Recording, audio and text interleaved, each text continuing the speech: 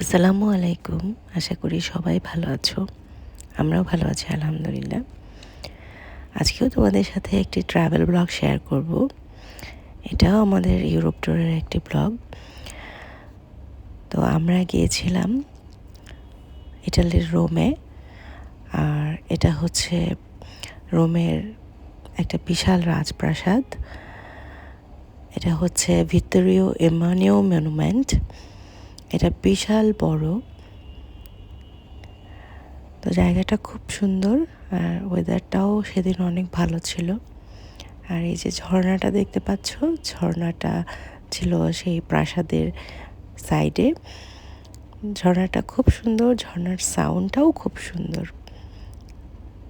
তো আমরা ঝর্ণার পাশে দাঁড়িয়ে ছবি তুলছিলাম আর দেখছিলাম। আরও অনেকে এসেছিল যারা ট্যুরিস্ট, সবাই এই রাজপ্রাসাদটা ঘুরে দেখছিল। আর এটা হলো রাজপ্রাসাদের সামনের দিকের অংশ।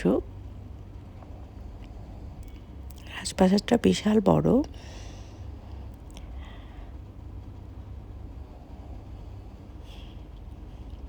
এটা ঘুরতে আমাদের অনেক সময় লেগেছে। আমরা সিঁড়ি দিয়ে দিয়ে এক স্টেপ করে উপরে উঠছিলাম। আর উপর থেকে পুরা ইটালির রোম শহরটা দেখা যাচ্ছিল। দেখতে বেশ ভালো লাগছিল। আর যেহেতু সকালবেলা গিয়েছিলাম, আকাশটাও একদম স্বচ্ছ পরিষ্কার ছিল। মনেই হচ্ছিল না যে কিছুক্ষণ আগে বৃষ্টি হয়েছিল। তো যাই হোক, ওয়েদারটা ভালো ছিল, তাই আমরা হেঁটে ঘুরে ঘুরে পুরো প্রাসাদটি দেখতে পাচ্ছিলাম। আর এই ভিত্তোরিও এমানিও মনুমেন্টটা হচ্ছে ইটালির প্রথম স্বাধীন রাজা, উনি এটা তৈরি করেন।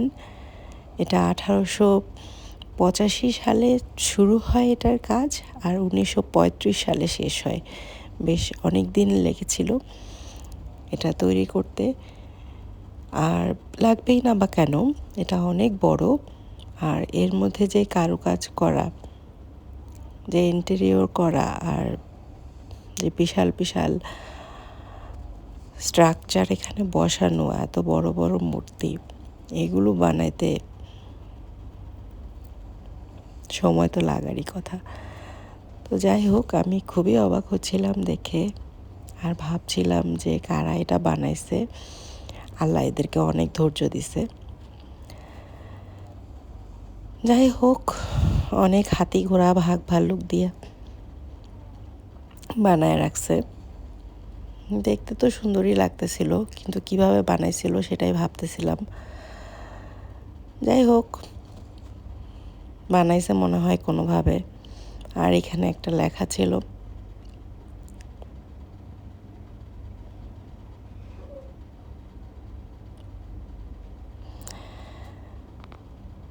ওদের ঐতিহাসিক কোনো লেখা টাকা হবে আর কি। যাই হোক, সবাই ঘুরে ঘুরে দেখছিল, ভিডিও করছিল। আর এই সামনের সাইডটা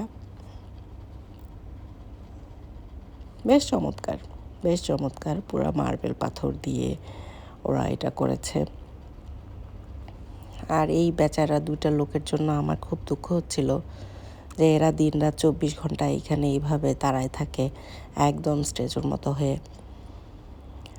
এখন রোদ হোক, বৃষ্টি হোক, ঝড়ঝাপটা যাই হোক, এরা এইভাবেই দাঁড়ায় থাকে। তা আফসোস করে লাভ নাই, এটা ওদের ডিউটি। যাই হোক, আমরা এবার এই সিঁড়িগুলা বেয়ে বেয়ে উপরে উঠবো। আর উপর থেকে পুরা রোমের ভিউটা দেখতে কিন্তু সত্যি ওয়াও, অনেক সুন্দর, খুব চমৎকার। আর এই যে এত এত ভিজিটর আসছে, এরা সবাই কিন্তু এই প্যালেসটাই দেখতে আসছে, এই রাজপ্রাসাদটা দেখতে আসছে। রাজপ্রাসাদটা অনেক বড়, অনেক বড়। আর ভেতরে বিশাল অনেক জায়গা, আর মিউজিয়ামের মতো ভেতরটা পুরাটাই মিউজিয়াম। বিভিন্ন ইউনিভার্সিটির স্টুডেন্টরা আসছে এখানে, স্কুল, ইউনিভার্সিটি, ওরা এখানে এগুলো নিয়ে রিসার্চ করে। যাই হোক, আমরাও ঘুরে ঘুরে পুরোটা দেখলাম। আসলে এটা ঘুরে পুরোটা দেখতে অনেক সময় লেগেছে, কিন্তু তারপরেও বলবো ওদের যে স্ট্রাকচার খুবই চমৎকার, খুবই সুন্দর। যাই হোক, এটা ঘুরে শেষ করে আমরা গেলাম এটার পাশেই। এটা হচ্ছে আরেকটা স্ট্রাকচার, এটা অনেকটা ধ্বংসের মতো হয়ে যাচ্ছে। আমাদের বাংলাদেশে যেরকম আমরা ময়নামতি, পাহাড়পুর ওই টাইপের, তো এটাও ওরা সংরক্ষণ করার চেষ্টা করছে। এটাও অনেক আগের। এটা মূলত একটা ফোর্ট। এখান থেকে ইটালি যে প্রথম রাজা ছিলেন তিনি যুদ্ধ করে ইটালি স্বাধীন করছিলেন। তো এই জায়গাটাও দেখলাম ঘুরে, এটাও সুন্দর। আর সাইডে ওরা একটা পার্কের মতো করেছে। এখন আর ভেতরে ওরকম ঢুকতে দেয় না, আগে ভেতরে ঢুকতে দিত।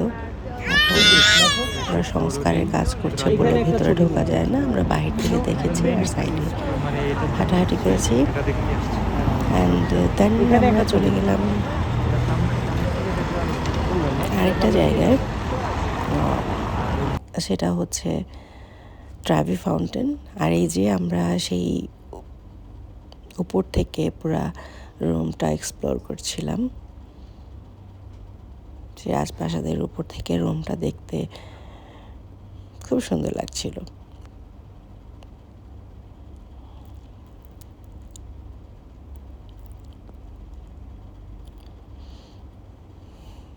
তো যাই হোক, আমরা আসলে এটা এক্সপ্লোর করা শেষ করে তারপর গেলাম ট্রাভি ফাউন্টেনে।